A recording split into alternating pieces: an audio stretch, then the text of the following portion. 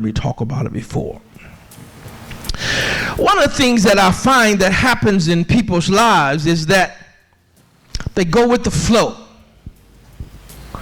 When the real deal is the only fish in the sea that goes with the flow is a dead fish.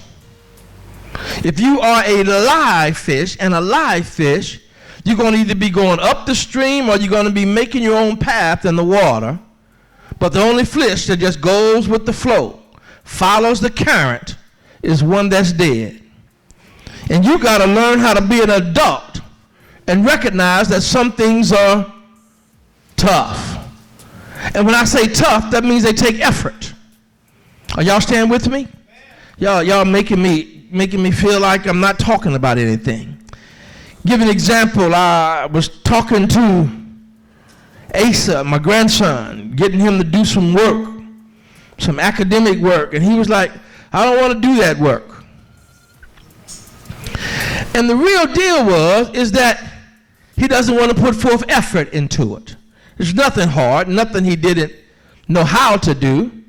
We're just trying to make sure he keeps his skills sharp over the summer. But the problem is that he just didn't want to put forth any effort into it. And so what he would rather do is fail, meaning not do well, rather than just put forth some effort. As much as I hate to say it, I believe that's how some people live their lives.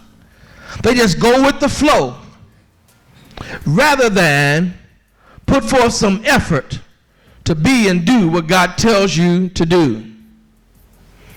You've got to put some effort into this life. Put some effort into being holy. Put some effort into being anointed. And recognize God don't bless mess. Amen? So that means you got to put some effort to get the mess out of your life. Don't fall prey to that. Well, ain't nobody perfect. Well, you can be perfect.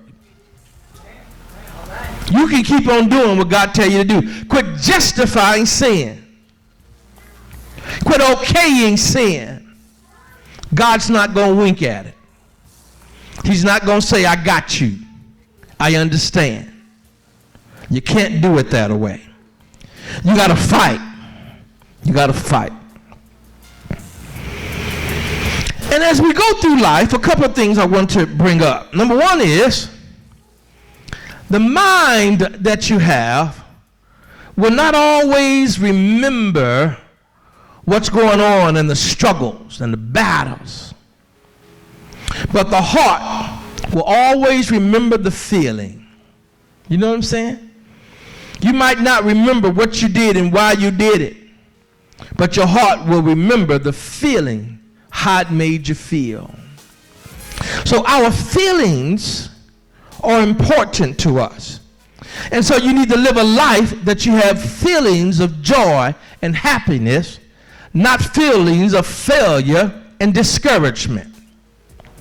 So every battle, you worry about what's going on, but also worry about the imprint that that's making in your feeling.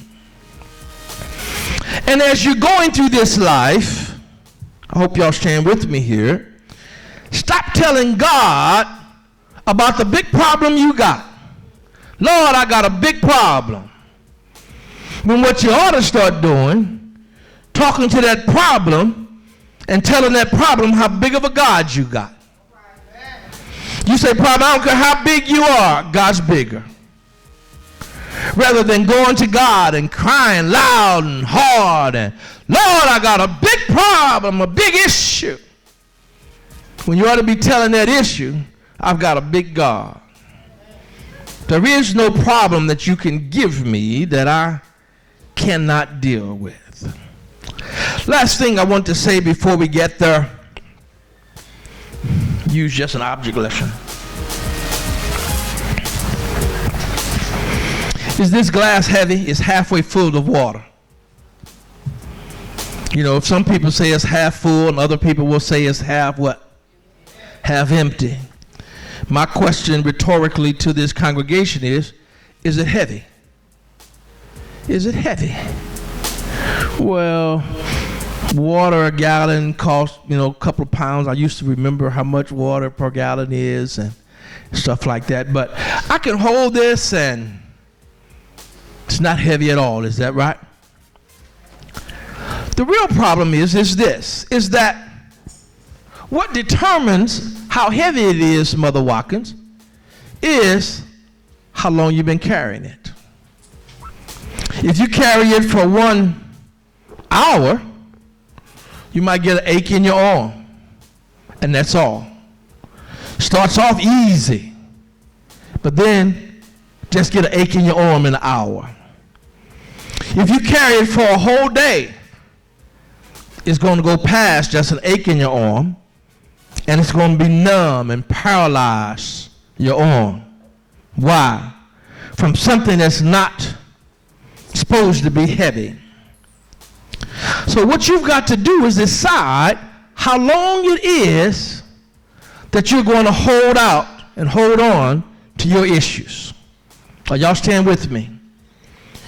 Please stay with me just a little longer. When I'm talking about a stronghold breaker that we're dealing with in the man of the Gadarene, how long are you going to hold the glass of water?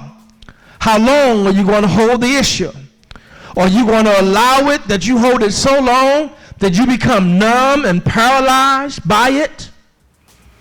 Or are you going to hold it so long that you are now just aching about it?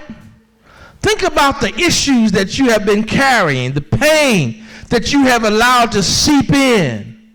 Because know that the ship does not sink unless what's on the outside gets on the what? Gets on the inside. That's the only way the ship goes down. And unsinkable ships, if you will, they're compartmentalized. And they say you get water in this section, long as you don't get water in all the sections, the boat still floats. They call those kind of ships unsinkable ships. But what I'm talking about is the heaviness. And are you numb and paralyzed to the things of God because you've been carrying stuff? Because you've been not letting something go?